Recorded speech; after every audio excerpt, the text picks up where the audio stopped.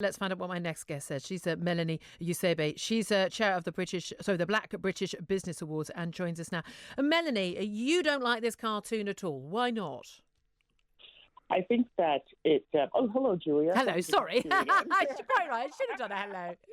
Lovely to talk to you again. Let's put aside what has happened. And so, yes, Serena got very angry on the court. And we do understand that a cartoonist would, the pacifier, the dummy, the jumping up and down and having a tantrum. Certainly that alludes to the actual story at hand. However, there is racist iconography that is threaded throughout the picture that can't be ignored. And so even just in terms of her features, the extremeness of her features, almost being kind of made sub-primal. If you're looking at Naomi Osaka and the fact that she does look like a blonde woman with a tan. Naomi Osaka does actually have blonde. She had a blonde ponytail. She was playing the match with a blonde ponytail. She had blonde ends, definitely. And that's the only bit of her hair that you can see under the cap. And that's why she's got blonde hair in the cartoon. I mean, she wasn't being made a white girl. She's got blonde hair. That's why she's got blonde hair in the cartoon. So instead of emphasizing the baby bits or the tantrum bits, then there was a whole set of other bits as well that were emphasized in regards to making Serena a character. And he didn't do the same thing with Nick. So I know that he brought up and said with Nick Kyrgios that he did this exact same thing. He did not do the same thing in terms of emphasizing his racial features. Carlos Ramos, again, did not emphasize the features that are based on his ethnicity, and with Serena, that very clearly came out. Well, no, hold on a minute. The umpire, and the other player. And again, I don't watch tennis very much. I could only name a few tennis players. Serena Williams is one of them. I actually know who she is, know what she looks like, know about her achievements. The whole point of that cartoon is always actually the umpire. Everyone else is irrelevant because it was the Serena Williams show while she was having her tantrum. You say it was about the extremeness of her features. It's a cartoon featuring a caricature. All cartoons do caricatures. A caricature of, someone's pointed out to me on Twitter, actually, if you made the Serena Williams character, turned it into a white man, literally exactly the same features, a white man with a mop of blonde hair, it would just be Boris Johnson. The cartoonists always make a caricature out of noticeable, obvious features. The cartoon character of Serena Williams there is instantly recognisable, without a shadow of a doubt, as Serena Williams. Now, yes, it is exaggerating her physical features. But would it not be racist to not exaggerate the physical features of a black person when you would with a white person? Would that not be treating black people differently, less than, more sensitive, unable to cope with a caricature? The joke surely is, the pointing of fingers and the poking being done by the cartoonist is aimed at her behaviour, which was appalling, rather than, here's a black woman, we don't like black people. Well, unfortunately, it missed the point then. It missed the boat. How? It missed the boat. Because it drew away from the actual point that she was having a quote-unquote tantrum on stage. It was barely about the baby. It was all about the almost the black manly iconography that we have seen over the years. And cartoonists have a history, and that's what they do. They draw on historical kind of precepts to be able to contribute to their creativity.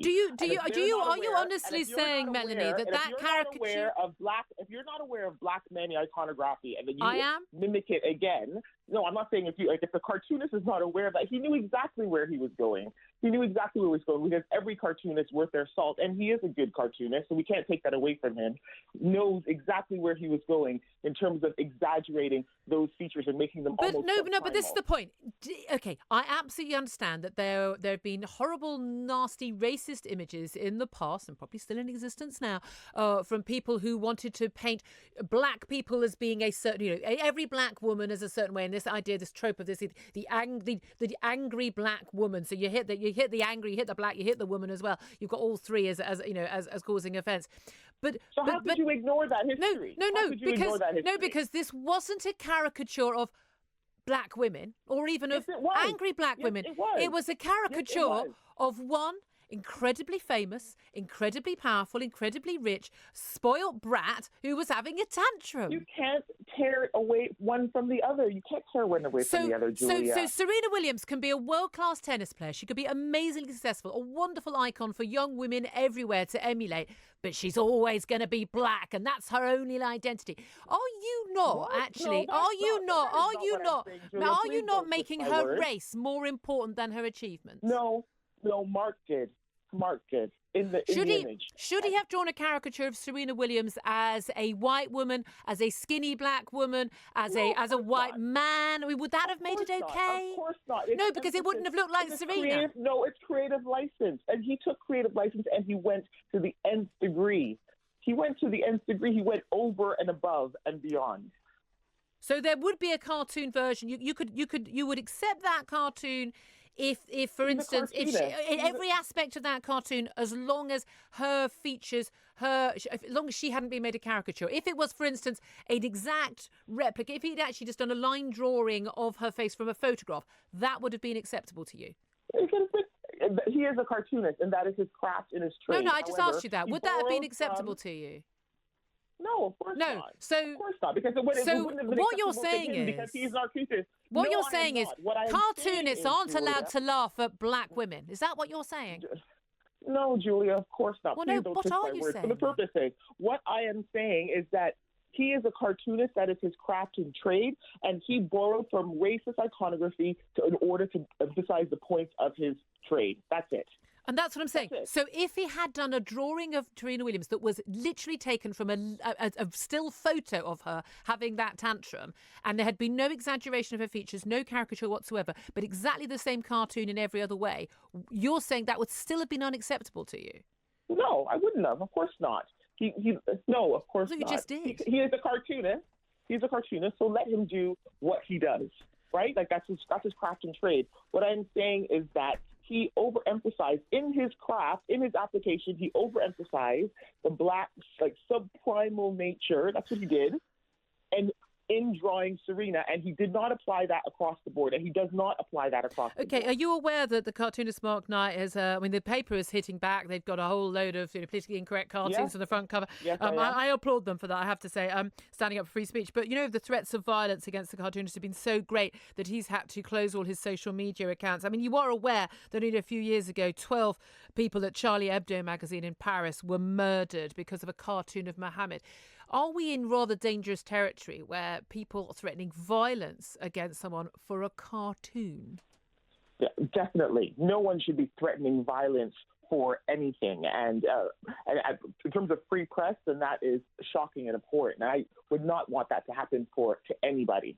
So that's unqualified. So are you happy for him to continue? You're happy for him to continue to be employed? Things like that, then if he's drawing things like that, then when Twitter responds, and he has to respond to that. But that's just Twitter in the nature of free press. But he shouldn't lose his job. The answer at all. Should he lose his job?